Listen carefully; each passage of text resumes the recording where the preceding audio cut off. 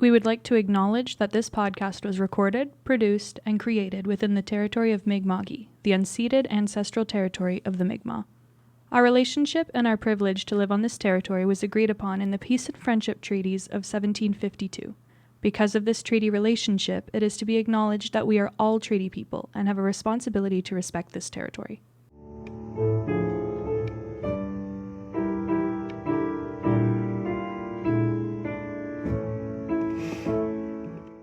This episode contains content that may be alarming to some listeners. Please check the show notes for more detailed descriptions and take care of yourself. Today, we're honored to have Dr. Brent Hawkes join us on When Ducks Leave the Pond. A proud alumnus of Mount Allison University and a trailblazer in the fight for LGBTQ+ rights, Dr. Hawkes has dedicated his life to social justice and equality. As a longtime senior pastor at the Metropolitan Community Church of Toronto, he officiated Canada's first legal same-sex marriages and played a pivotal role in advocating for inclusivity and acceptance in both religious and secular communities. Dr. Hawkes has received numerous accolades for his tireless work, including the Order of Canada, and he continues to inspire change through his leadership and advocacy. Today, we'll explore his time at Mount Allison, his journey as a champion for equality, and the transformative moments that shaped his remarkable career and life. Good morning, Brent. Good morning, Carolle. Welcome back to campus. Thank you. Thank you. It's a big day here, installation of our new president. Very exciting. Yeah. Very exciting. And of course, you're here as part of your service on the Board of Regents, so we thank you for that. Mm-hmm. Brent, thank you for agreeing to do this. I have a series of questions for you. We're going to go through them, but I'm very excited. Personally, I'm very excited about this podcast because you have been, during my time here, almost my father confessor. It's taken me days and days and days to hear your confession. Really Indeed. Brent, you grew up in Bath, New Brunswick, in a strict fundamentalist Baptist family and an entrepreneurial family. It was a busy little town at the time. How did your upbringing in a small town built on the St. John River shape your values, your sense of identity, and your spiritual journey? Wow, that's a big question. I guess what I'm looking for, were there any pivotal moments in your childhood that set you on the path that you've taken? Yeah, well, certainly, my father was old-fashioned Pentecostal, and my mother came from a Roman Catholic family. And when they were married in the late 1940s, both sides of the family disowned them because they married outside their religion. Wow. And so neither one of them had any church involvement at all. And as you can imagine, back in those days, Pentecostal and Catholic was not necessarily a good mix. And so when I was about 3 years old, a neighbor, I think, who was Baptist, saw a recruit. And so she asked my parents if she could start taking me to Sunday school and church. And they said they thought Baptist was a good compromise between Catholic and Pentecostal. So Clara Broad started taking me to church. And the church became my second family.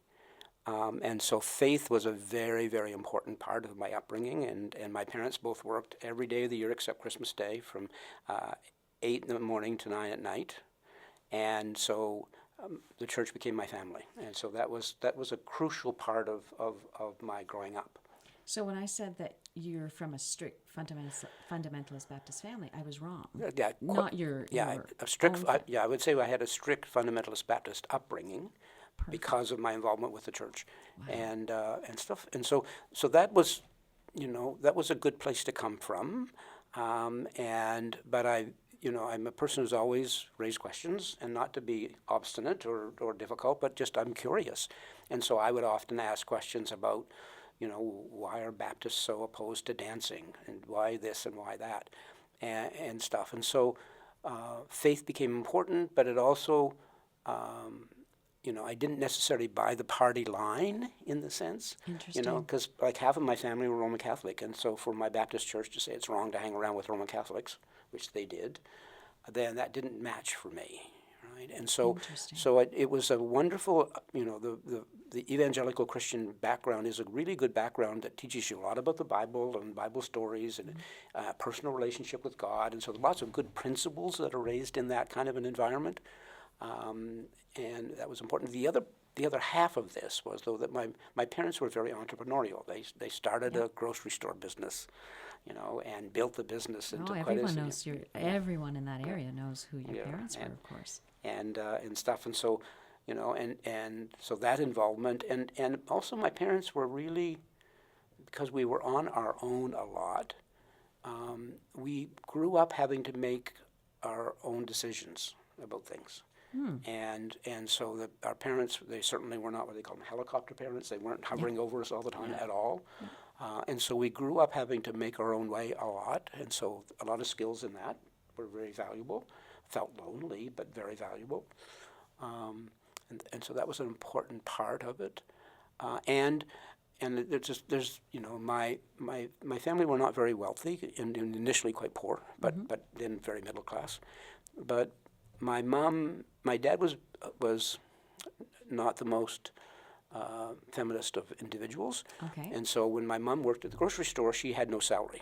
Of course, right, and stuff. And he managed everything, even though she took care of it most of the time. But when I was born, the New Brunswick government was giving a family allowance check every month for every child. Right. And I can't remember whether it was $6 a month or $7 a month.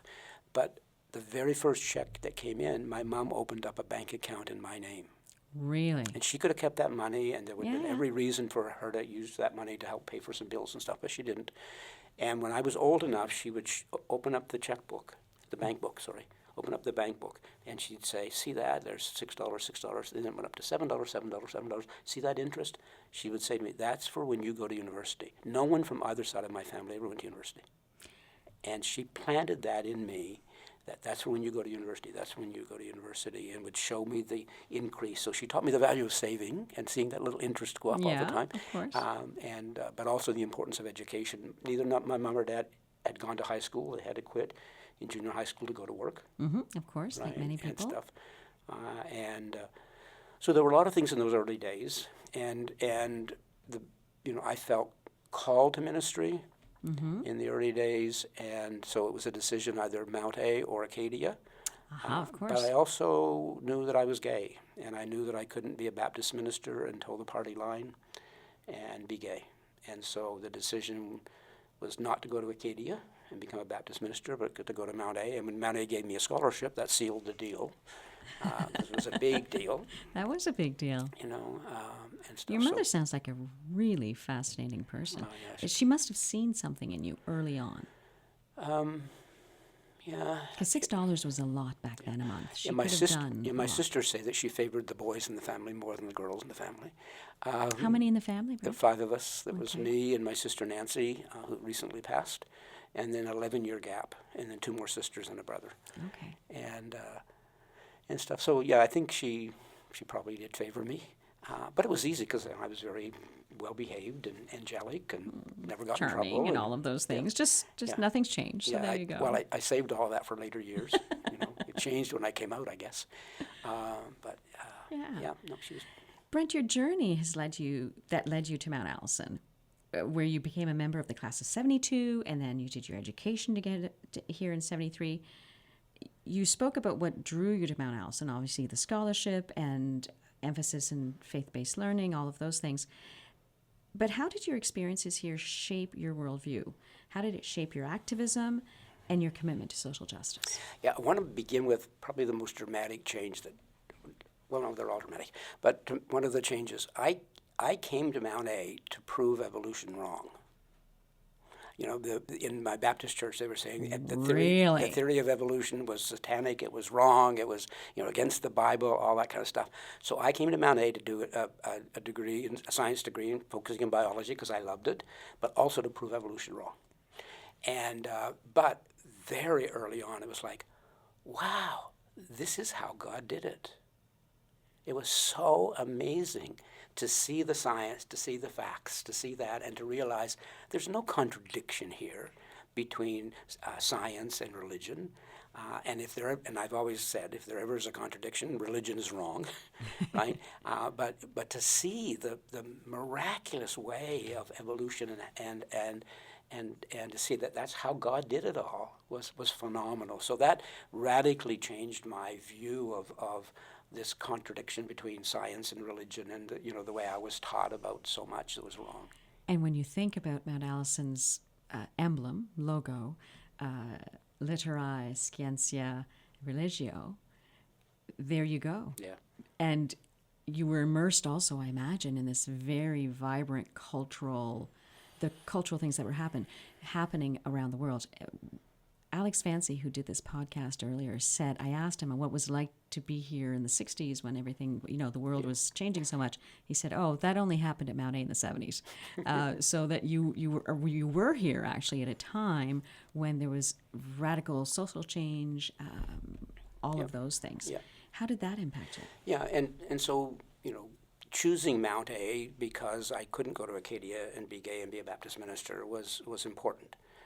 And so coming to Mount A, my first year, I started going to the local Baptist church every Sunday, as a good little Baptist boy would do. Yeah. I didn't do any drinking, didn't drink. That took a couple of years to catch on. There's another question about that later. And stuff, but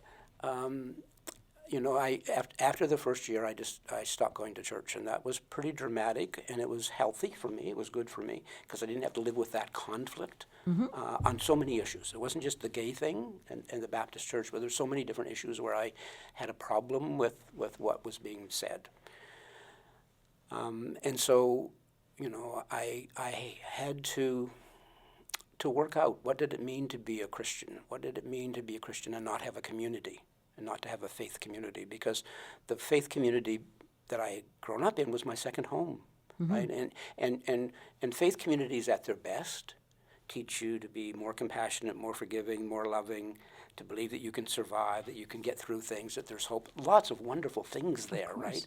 And I really, really missed that. So in the sense, the Mount A community after my first year, began to replace that. And so I invested in the Mount A community. So I was the manager of the football team. I arrived, before the football season the very first year because I wanted to volunteer, and they said, we need a manager. Could you come early? And I'd never seen a football. I'd never seen, a shoulder pad. I, didn't know any of this of course. kind of stuff. Yeah, there wasn't a lot of that in New Brunswick at the and time. my dad drove me down in the half-ton truck and took my two trunks, and he couldn't find the residence, so he parked the two trucks in front of the truck in front of Truman House, unloaded the two trunks, and he said, look, I have to get back home. Someone will help you find your place. So there I'm standing on the sidewalk. And you found your place. Yeah. And so the football guys came by, and they said, you must be. And I said, yeah. And so with that, and I got involved in student government, became the president of the student union in those days. And so that what we call now today the MtA Experience, I kind of got myself in trouble because I was eventually on the Board of Regents as the president of the student union. And I remember at one of the meetings they were talking about something about the budget and things, and I said, look, I learned more at Mount A outside the classroom than inside the classroom, and the Vice President of Academic Affairs, Bill Crawford, was furious with me. Big Bill. Yeah, he was furious. But I mean, I think that Mount A experience is so, and I may be jumping ahead, but is so crucial in terms of this university is really unique in giving people opportunities to grow and to develop and to gain skills outside of the classroom as well as inside the classroom.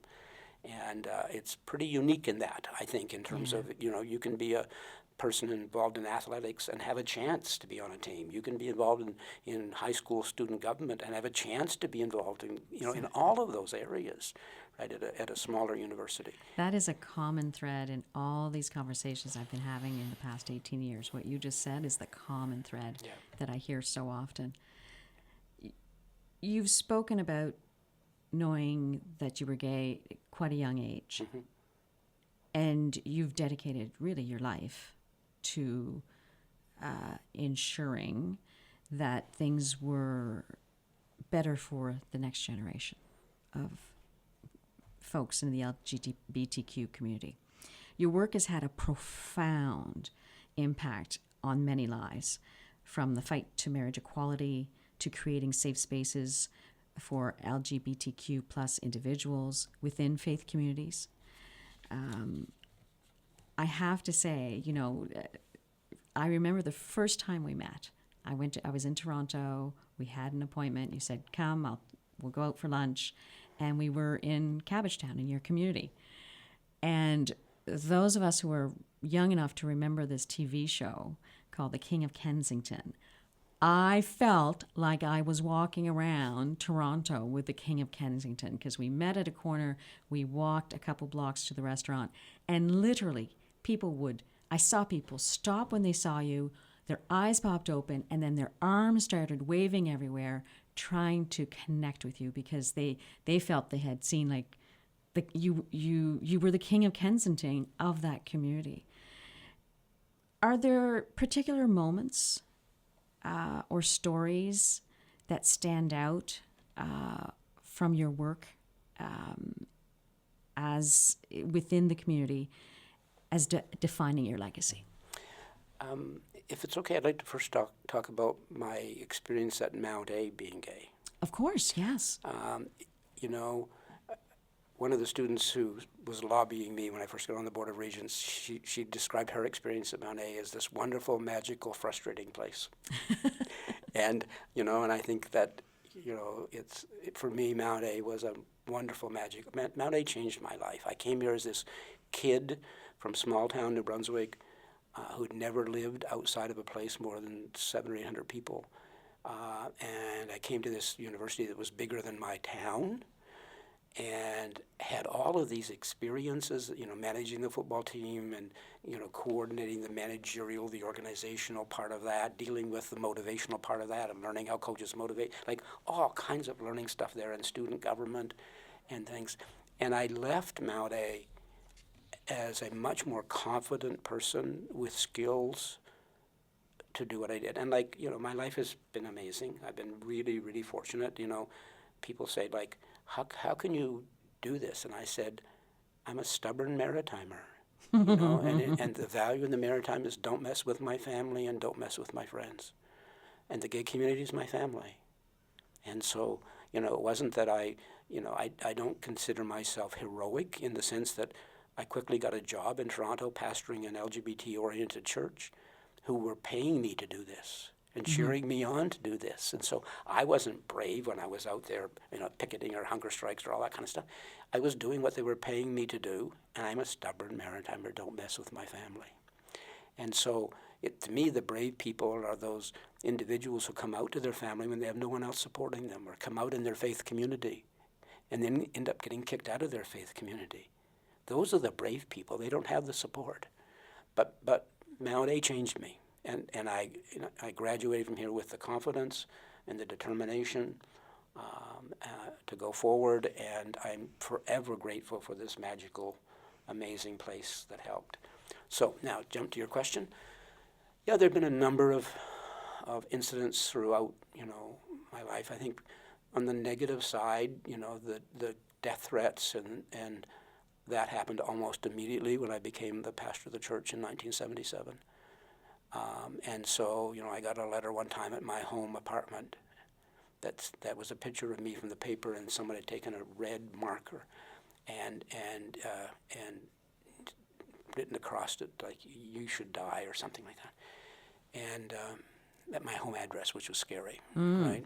And stuff. And so, how you do justice work while dealing with that. And I've had my moments of terror. I have a bulletproof vest, I'll come back to that, that I've had to wear on numerous occasions. But there are LGBT people all over the world who live with this every single day. That's right. Every single day. And, my faith, Tommy Douglas is probably my best example of my faith. He was a Baptist minister who was a politician, and he said it was his faith that caused him to push for socialized medicine. Right? And I would say that it's my faith that caused me to push my social justice work. And when Jesus said, when you do it unto the least of these, you do it unto me. Love your neighbor, right? When I really finally came, when I was a kid, I would fall to bed at night crying, saying, God, please take this desire away. Please take it away. And it never went away. And I eventually came to realize it was not a curse, it was a gift. And so my sexual orientation, I'm a gay man, is a gift from God. What I do with it is my gift back to God. And and stuff. And so, being involved in the church and being the pastor of the church, and combining that with being an LGBT activist and being paid to be an LGBT activist, brought together for me the best of spirituality and the best of social justice. And that's the kind of thing Tommy Douglas would talk about, the social gospel, right? And how we take our faith and live it in the world in a way that makes the world a better place for people who will come after us. And that's what's always motivated me. And when you break ground in any justice movement, you pay a price. Feminists pay a price all over the world every day for doing that work, Absolutely. and other activists, you pay a price.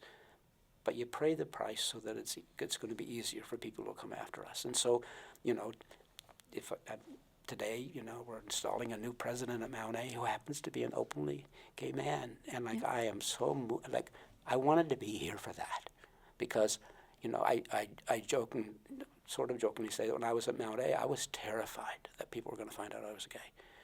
The guys in the football team would constantly try to match me up with a woman, and I was just determined not to use a woman as a prop, and so I wouldn't do that, right? And so, it's so funny because I went to an alumni gathering once, and one of the wives of one of the football players come up to me and she said, "Brent, my husband probably won't say this to you, but he's really proud of the work you do." And stuff. And so, when I was here, and I developed a couple of crushes on a couple of guys, and Meal hall crushes. Pardon? We call them meal hall crushes now. Yeah, in those days we had gender-specific residences, so it was residence hallway just crushes. Oh, there you go. But and nothing came of either one of them, and stuff. But I was terrified, and I thought that I would never have the kind of partner that I saw other people having, and I would be alone for the rest of my life. And I've been open about this, that I made feeble attempts at suicide twice when I was here at Mount A. And it was out of that sense of loneliness. Would I always be by myself for my whole life? Well, not only lonely, physically lonely, because you couldn't date anyone, but also kind of lonely in yourself. There's no one to talk to about this at all. And there were no role models in those days, right? In the early days, I took great comfort from the civil rights movement in the U.S. I just wished there was one like that for me and for my people, unbeknownst that there were things happening in different parts of Canada, but I just didn't know about it, and stuff. And so certainly that in those early days, the death threats and the challenges were difficult. But again, stubborn maritimer. Yeah. And stuff. Probably, there were when the police raided the baths in 1981 and terrorized people. It was the largest arrest since the War Measures Act. And one of the baths, the police had gone in, and they had torn the place apart, and they had the gay men who were there lined up in the shower area. And one of the police officers said, "I wish those showers were hooked up to gas instead of water." And one of those guys, his parents survived the Holocaust, right? Wow. And so and we were really afraid that people were going to commit suicide because names were being published and stuff like that. And so I was at one demonstration where the police were clearing. And in those days, we used to say, you had to be quick, you had to be careful with the gay bashers, and you had to be careful with the police because one or the other would beat you up after a demonstration. So be careful. And we'd say, people leave in groups, don't get beaten up. And so in one of those demonstrations, an elderly gay man fell into the street when they were trying to clear the street, and the police were kicking him and beating him up, and I jumped in and grabbed him and pulled him out, and then so 2 police officers held me while a third one beat me.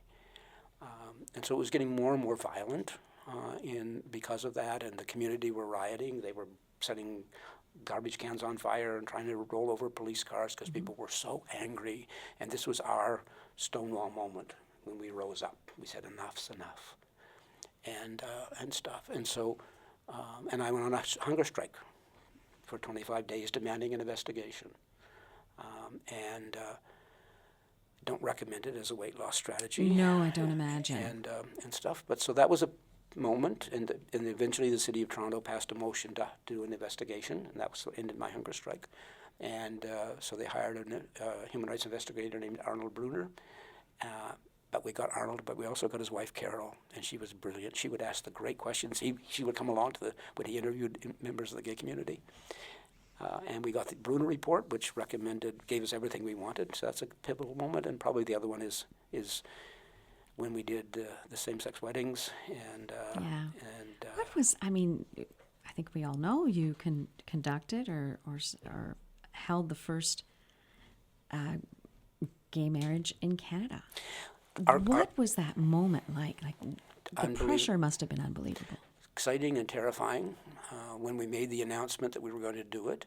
And it came because a brilliant professor from Queen's University, Kathleen Leahy, had discovered in the Ontario Marriage Act there were two ways to get married. Mm-hmm. One, the typical way in those days, was to go to City Hall and get a license. It still is. Go to City Hall and get a license and then find a clergy person to officiate the ceremony. But the other way was the publication of the banns. And some of the provinces had done away with it, but Ontario still had it, where you would go to your minister first and say, would you marry us? And if that clergy person said yes, then they would announce your name 3 Sundays in a row. That's right. And say if anyone knows of any legal reason why you may not. The sense was that people would know each other, and in the Ontario Marriage Act, under that section, it lists why you could not be married. You know, you were cousins, right? Or one was already married, or one was not mentally capable of making the decision, things like that, or underage, or too young, yeah. Yep. And but in that section, it said any 2 persons. It never said male and female. So she reached out to our lawyer and said, I think Brent can already marry gay people under the publication of the bans. So I went to our board, and they said yes. We had no idea what we were getting into. So we published that, and for 3 Sundays we announced it, and all of a sudden there was media coverage like you wouldn't believe. I did dozens and dozens and dozens of media interviews every week. And so we were on January 14th, 2001 was when we were going to marry, and we chose a lesbian couple and a gay male couple, so we had both genders represented and stuff. So we did a double wedding. And so the police came to me and said that they had uncovered a plot to kill me, and that people were being sent to Toronto that day to kill me. And so they said, you know, you've got to wear your bulletproof vest, which I had before because there were other threats, and they had come to me and got me suited up with a bulletproof vest that hung in my closet and was worn occasionally. But they said, you've got to wear your bulletproof vest, you need bodyguards and stuff. So we got 12 bodyguards, 11 of the toughest-looking lesbians you've ever seen in your life that were there to take care of me. People wanted to volunteer to help from different security firms, and one gay man who was the coordinator of all, setting everything up and stuff. So, you know, and they called my family in New Brunswick the night before and said to my sister Nancy, I said, make sure you tell Mom and Dad that I love them. And if anything happens tomorrow, make sure they know that I love them. And I'm sure they knew, Brent. I'm sure they knew.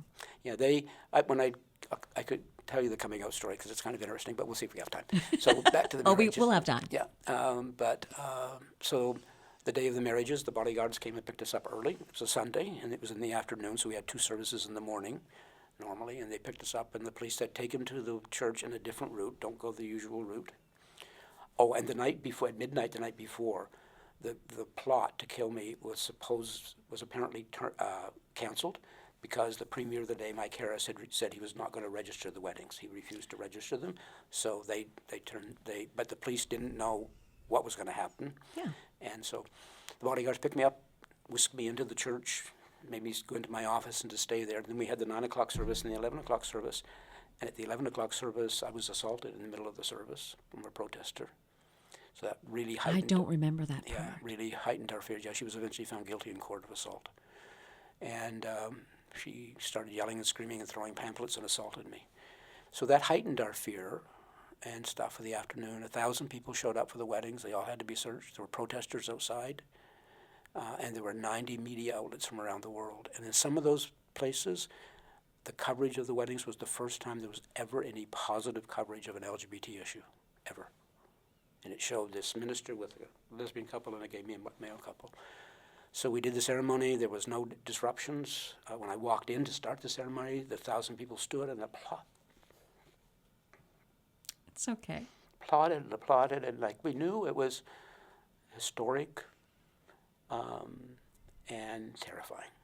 And so at the end of the ceremony, I pronounced them married and signed the certificate on behalf of the state. And then the next day, in the newspaper boxes on the street, they all had exactly the same picture, which was freaky. Me, male couple, female couple. But I couldn't leave my home for 2 weeks without bodyguards because of the death threats. I got one phone call at my home, and this man in an Eastern European accent said, "People like you should have their heads cut off," and stuff. So it was. Now my bulletproof vest has dust on it, hangs in the closet. And when the Magna Carta came to Toronto, it was funny. They wanted to do an exhibit of some of the results of the Magna Carta, and one of them was, good governance, equality of women, and the civil rights movement and the gay rights movement were all things that kind of flowed out of some segments of the Magna Carta, apparently.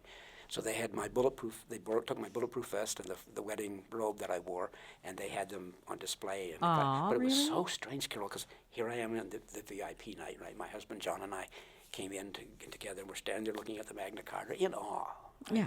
And I looked to the right, and there's this big plastic container with my bulletproof vest and my robe hanging there, and I thought, I'm not even dead yet, right? And there's like stuff on display. So it was, and then we eventually, took them to court, took the city, the province, and the feds to court. Our court case was joined together with 8 couples who had tried to get a license in City Hall and couldn't. And we won the court case, and we won the appeal case, and when we won the appeal case, the appeals court ordered the government to backdate the approval. So those weddings were So those weddings, that's valid. what made them first. And we chose the date of January 14th, 2001, because the Netherlands had announced on February 1st that they were going to start doing weddings, so we chose 2 weeks before them. Not that we're competitive. Not at all. A little bit. Brent, I mean, that's, I'm sitting here listening to you, and I know this is the abridged version of what actually happened. Before I ask my next question, I'm just going to say it now. I'm going to say thank you. Just thank you. There's a lot of people listening who just thank you. And this question kind of brings together the first part of our conversation and what you just shared. In 2022, you served as an advisor to Mount Allison University during a review of its chaplaincy services. You often spoke about the importance of spirituality and building resilience. What advice would you give to the younger generations, particularly students and activists right now at Mount Allison, about maintaining hope and perseverance during challenging times? Yep. Because, Brent, we all know these are very challenging times in the world right now. Yeah, I would say that to a great extent my life and certainly my ministry has been about saying to people, don't discard your spirituality because of the mistakes that the church has made.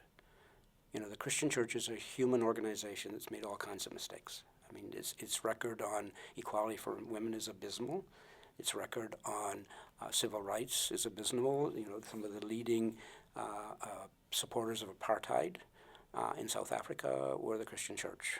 The Southern Baptist Convention is the largest Protestant denomination in the United States, and it was formed because the Baptists in the South wanted to keep their slaves, so they broke away from the Baptist Federation and started their own denomination and stuff.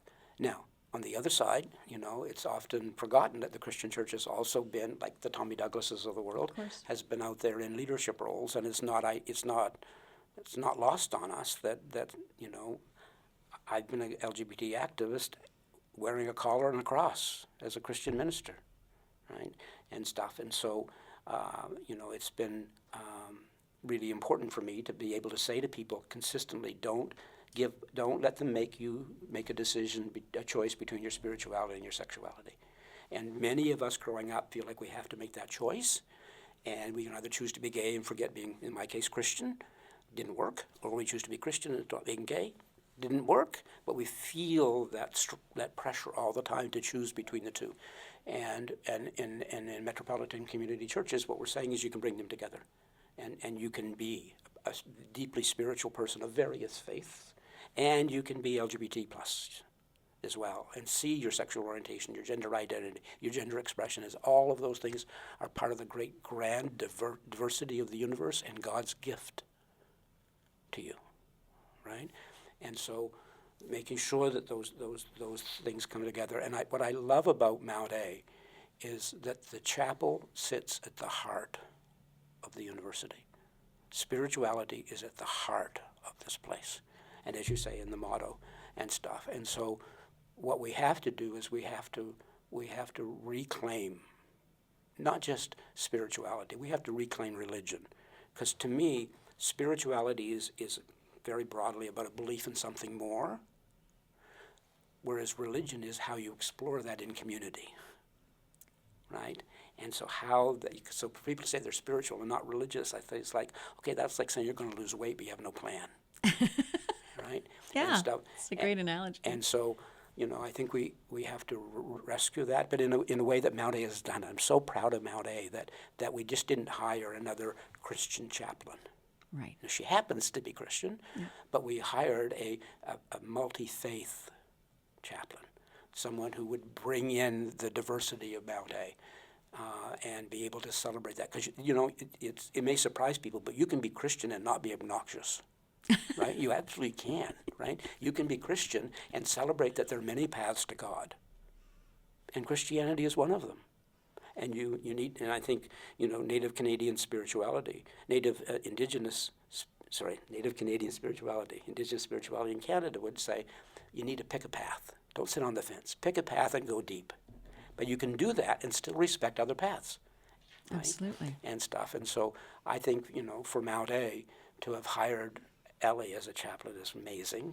I think for MtA to have rethought that position in the review process. And MtA, this is one of the things to MtA's credit, is that oftentimes when there's a change in personnel, they take some time to reflect before they automatically fill the position. And usually when they've done that well, they've made some really good changes. Exactly. Right? Yes. Yeah. Absolutely. And not being afraid to look, right? And not being afraid to question. And so, some of us fought hard for the phrase chaplain to still be there, which they did, which I thought was really important, and stuff. And so, I think for students, for society in general, the message has to be, especially for LGBT people, you don't have to choose. You don't have to choose between your spirituality and your sexuality. I would be remiss if I did not ask you about, you've officially retired. In my mind, you're not near retired, but you've taken on, in retirement officially from the church, a whole new project. Can you tell us about it? Yeah, I'm very excited about what's happening because when I was the pastor of the church, I kept hearing from activists all over the world that the problem of discrimination and the lack of inclusion almost always came back to religious-based discrimination. And so the discrimination that LGBT people feel around the world almost always is religious-based. And so, my job for 40 years at the church was putting out those fires all the time when the police would do something stupid or a politician would do something that was problematic or whatever. And I always thought, what would it be like if we could be proactive and change the landscape instead of always putting out the fires? But I could never get at it because, frankly, I was too successful at building a church, and I had to become more and more a bureaucrat running a large church. So I thought, okay, apparently people are telling me I'm getting old, and as I was approaching my 40th anniversary, I thought this will be time. And so I gave them lots of notice that I was going to be retiring because I wanted to get at this. And so I did. I visited a number of the LGBT organizations, international organizations, and there with my clerical shirt and my collar, my cross, and I said to all of them, my impression is you're proudly secular and you see religion as the enemy.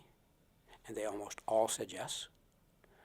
And I said, so you're doing nothing to engage LGBT people of faith, Christian, Muslim, Jews, Hindus, etc., nothing to engage us in the struggle. And they said nothing. And I said, you're missing it. Because as long as we demonize religion, we're pushing LGBT people of faith aside, we're pushing our allies aside, and if it's a religious attack, it needs to require a religious response. And religion got us into this mess, and religion needs to get us out of this mess, if I can quote or paraphrase the Truth and Reconciliation Commission around Indigenous discrimination in the role of education.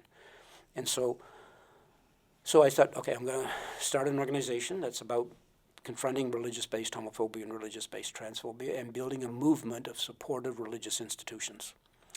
So I started Rainbow Faith and Freedom, And we did, our first piece of research was where does religious-based homophobia and transphobia exist in Canada? Because we have to clean up our own backyard. And equality in law, which we have predominantly, does not mean equality in practice. And people's lived experience is not as good as the legislation, right? And so we did the research and had a brilliant young lesbian researcher who did that, and she found that religious-based homophobia and transphobia exist in Canada in 4 key areas. In faith, obviously. You know, the most homophobic hour of the week is Sunday morning at 11 when Christians worship. Mm-hmm.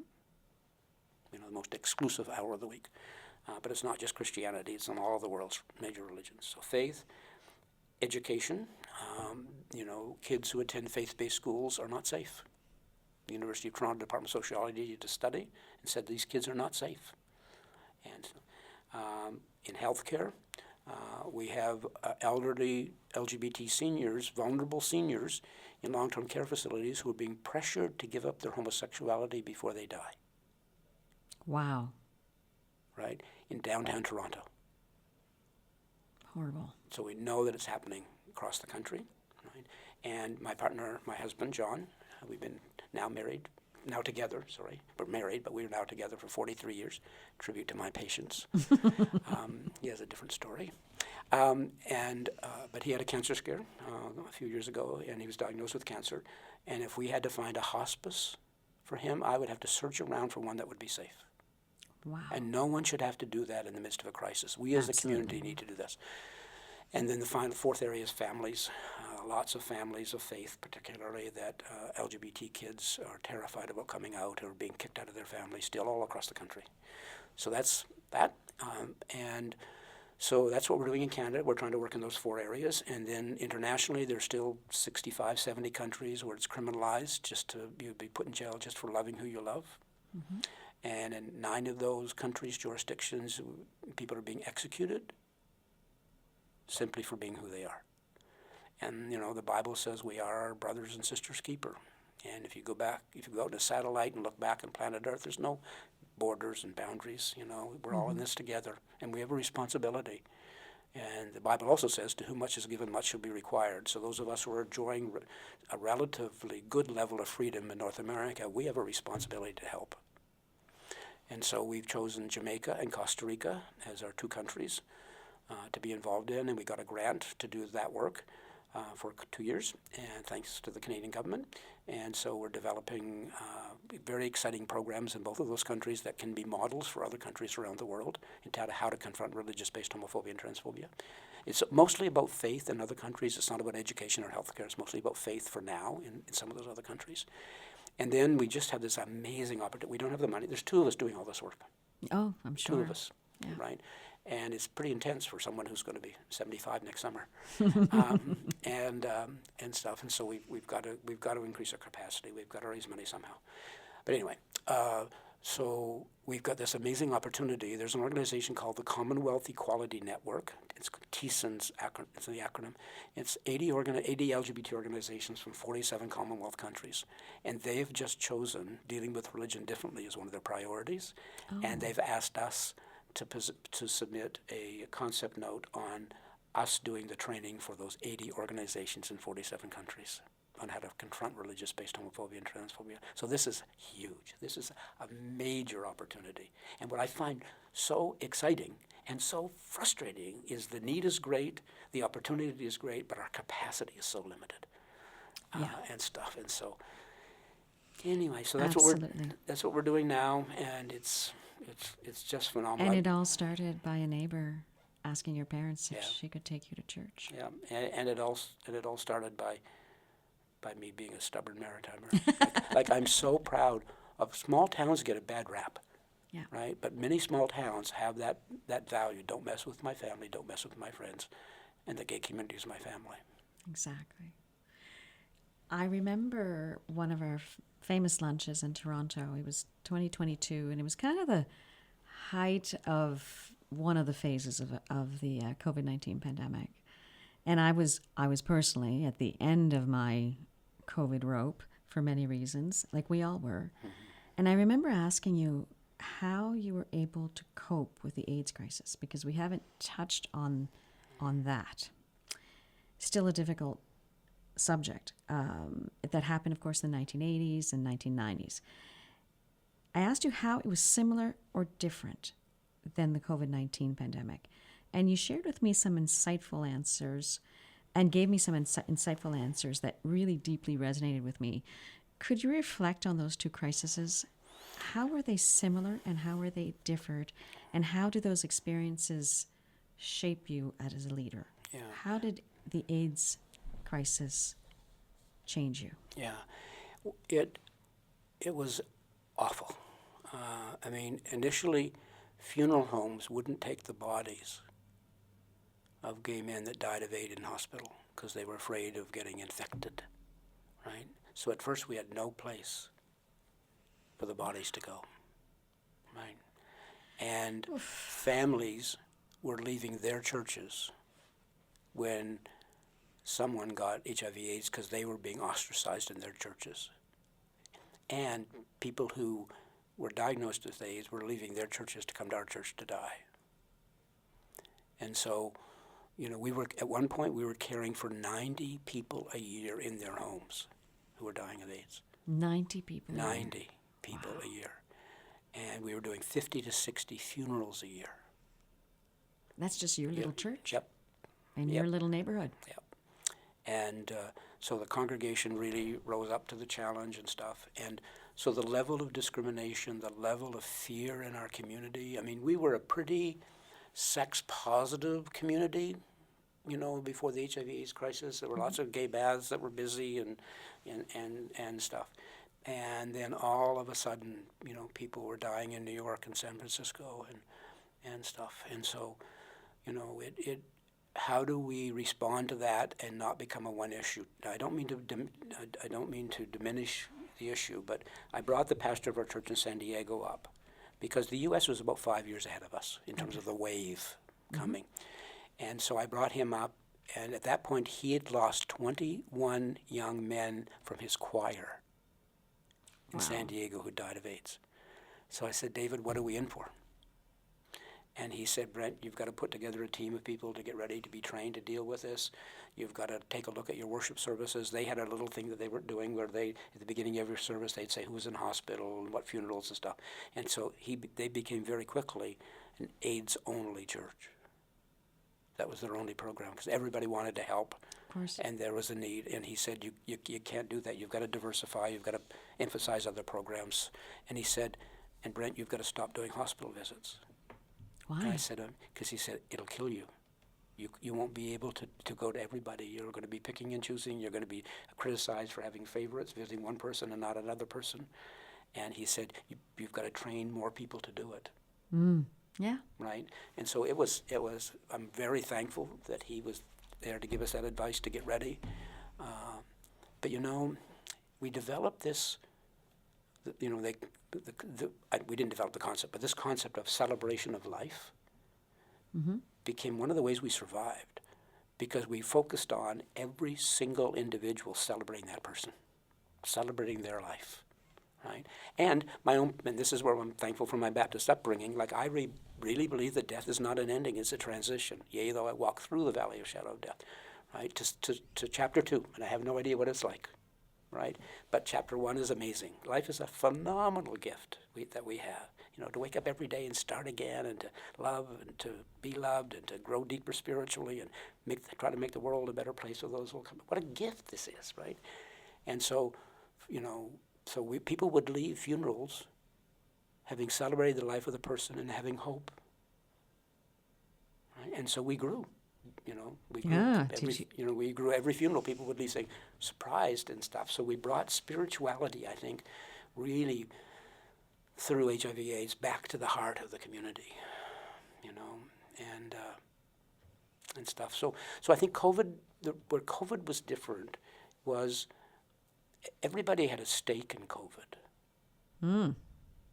Yeah. Not everybody had a stake in the issue of HIV/AIDS. Couldn't ignore it. Yeah, and you know, HIV/AIDS stigmatized, right? And with COVID, there was a sense of we're in this together. With HIV/AIDS within the gay community, there was a sense that we're in this together. But the politicians, the public, Couldn't say the word, wouldn't provide the funds. I mean, we had to organize our own hospital care people and all kinds of stuff in the early days. Listen, one of our biggest accomplishments at Mount A, that in '87 was getting approval, and Diane Nogler did this, to put a condom in our orientation packs. Yeah. And that was, of course, in response to what was happening, but that was a massive moment. And it's hard to describe how everything changed after that. Yeah. It's, awful things happen in all of our lives, and I hate it when people say, it must have been God's will. No, the Holocaust was not God's will. AIDS was not God's will, right? And it's so how we respond to these things. And I'm so proud of the gay community that in the midst of AIDS, we responded really well. We took care of our own, because nobody else would at first, right? And we had to keep moving because, you lose a lot of friends. And you don't have time to stop and grieve because you have to take care of the next person. And the lesbian community put all their own health care needs and their own agenda aside, and they jumped in and helped to take care of gay men, and when their needs were not being looked at or even valued, and they didn't fight back. They jumped in and cared, and so it's important for, gay men to step up now, and when women's right to choose is being attacked, when we live in a deeply sexist society, and there's so many ways that misogyny plays out in the lives of women that men, I think don't even recognize or realize, and brothers, sons, dads, we have a job to do. And if I could just focus on women's right to choose what to do with their own bodies, if we have for a long time said, don't tell me what to do with my body, then we need to stand up and say, don't tell women what to do with their bodies. Let women make their own choices, right? And stuff. So,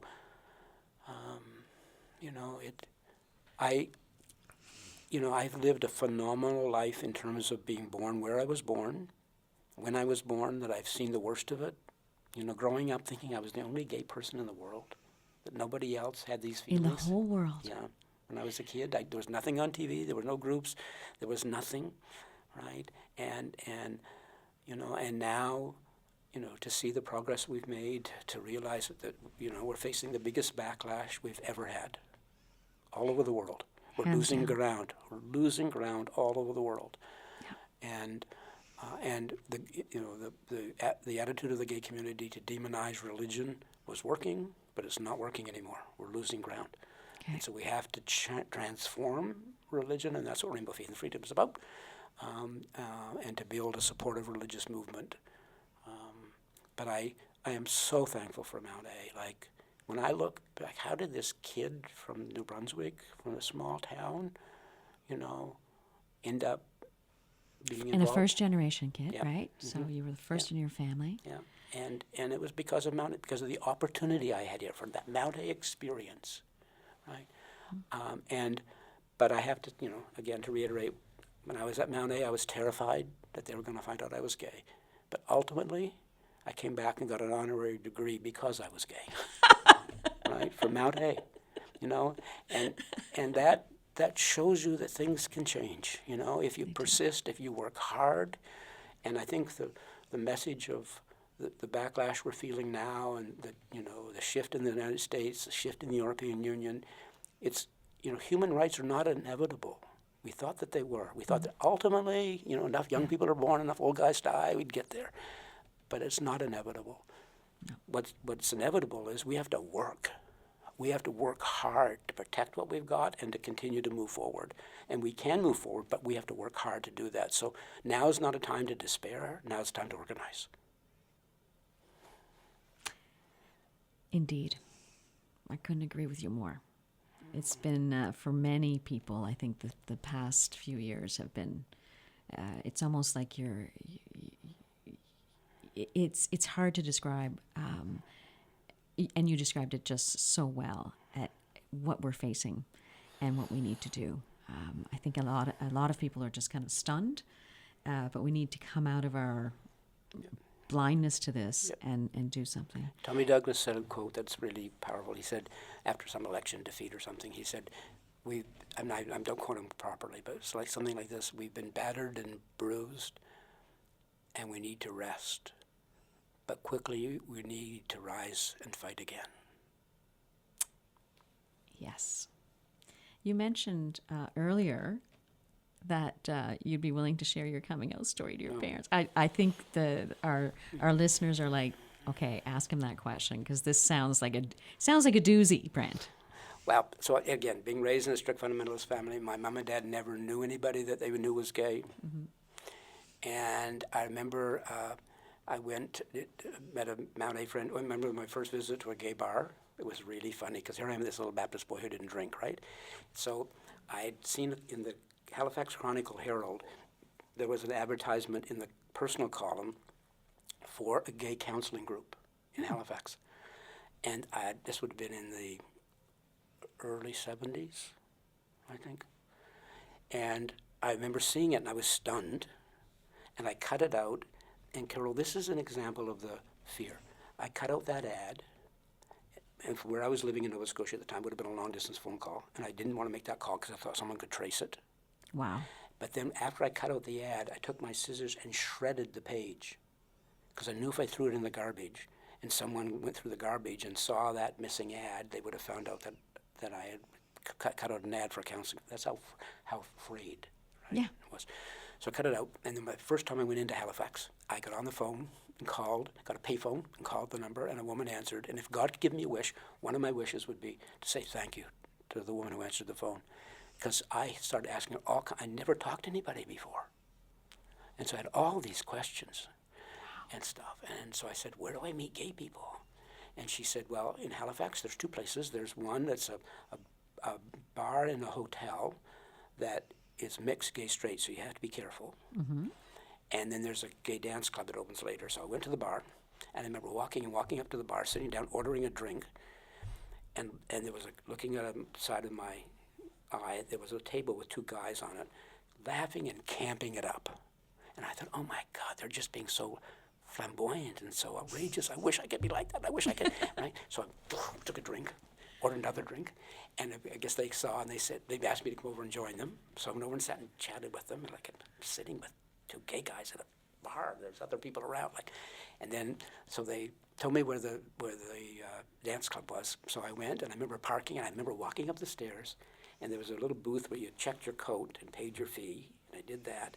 And then you walk in, there's this big room, dimly lit, but you could see across the room. And so I'm standing there, and there were guys dancing in the middle, and I thought, oh my God, there's two guys dancing together. I wish I could dance. It would be so. And across the room, I saw Harold McCausland, who went to Mount A with me. No. Yeah. And I thought, I almost ran out the door, and Harold came over and he said, Brent Hawkes, what are you doing here? And I said, the same thing you're doing here. So anyway, he asked me if I wanted to dance. I said, no.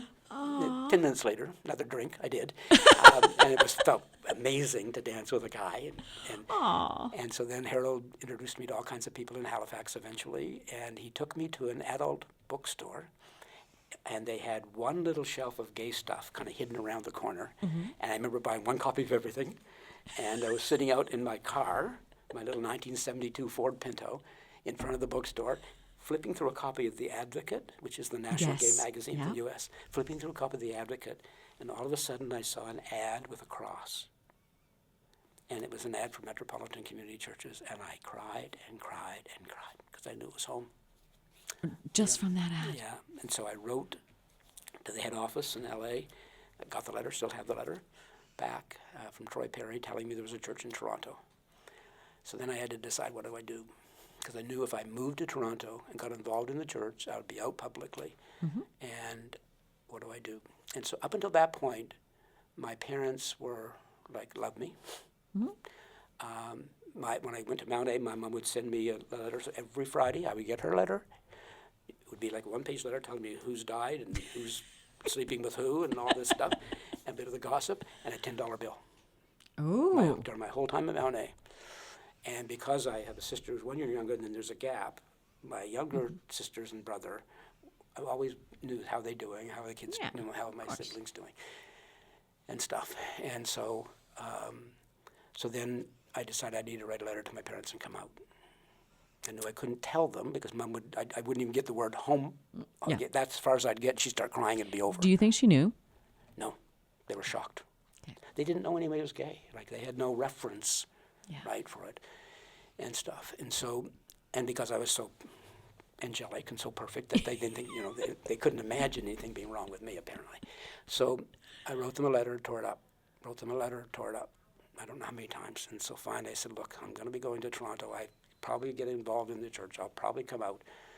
I don't want them to find out the newspaper. So I wrote the letter, sent it. And I remember the day I sent it, I parked the car in front of the post office, walked in front of the post office, in the door, and had to go across in front of the tellers and open up the bin and drop the letter in. I was convinced they all knew it was in the letter. And dropped the letter in, and it was like, oh my God, I've just told my parents I'm gay. And thank God, I just told my parents I'm gay. It was that weird feeling. And then my dad called a few days later when they got the letter, and the worst of his Pentecostalism came out, and he said that if he hadn't been there when Mom got the letter, she probably would have killed herself. She was so devastated when she got the letter. And I explained to him about going to church, and he said, don't say the word church. It shouldn't come out of your mouth. You're so evil. And it was just awful. But Carol, during that whole phone call, I felt like someone was holding my hand, literally. I was listening to him, and I felt this physical presence holding my hand. And so I was able to be calm and to be reasonable and stuff. And so then my parents said that I couldn't bring any friends home because they assumed all my friends that I brought home were gay. I wish. A couple of them in particular. But anyway. And so I said, well, if I can't bring friends home, I'm not coming home. Okay. And so for a few weeks, I had no communication. The letters stopped. Mm-hmm. The phone calls. Hi, Mom, how are you? Okay. How are the kids? Okay. Goodbye. It was like, nothing. Really difficult, and stuff. And so then eventually Dad called and he said, look, we miss you. We want you to come home, and you can bring whoever you want home. And that began a journey with them, and eventually they were very accepting. My siblings are great. My nieces and nephews are great. I've done, wedding for my niece and for my nephew. And so, Mom and Dad have both passed now, and,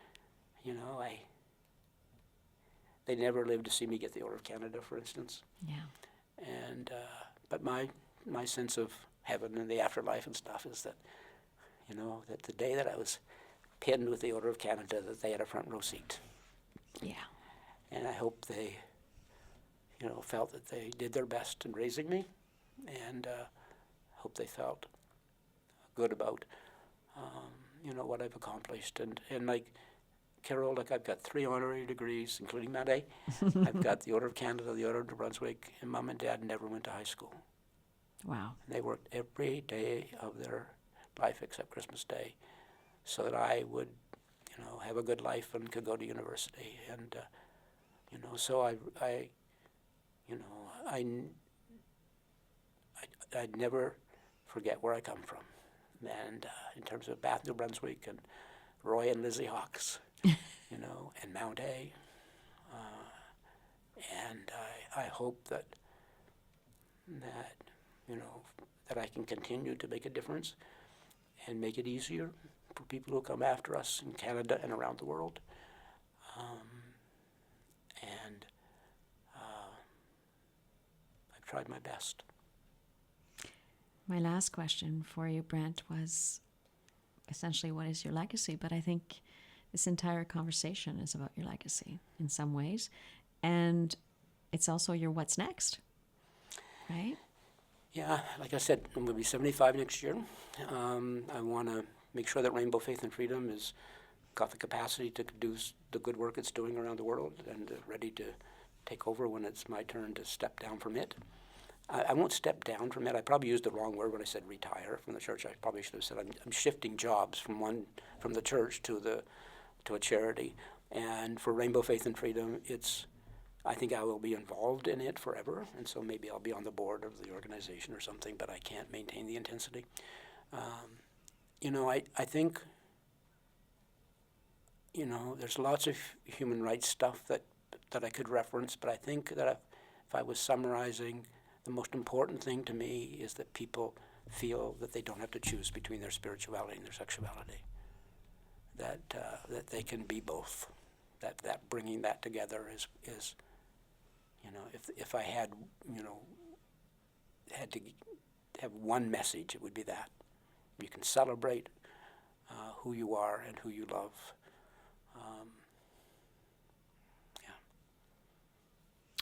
Brent Hawkes, thank you very much. This, as always, has been just a thought-provoking, fabulous conversation. Thank you. Thank you for everything you continue to do for Mount Allison, for its students, and for really people all around the world. Yeah, and this podcast is just another reason why I'm so proud of this university. So, it is a lot of fun. Thank you. Thank you.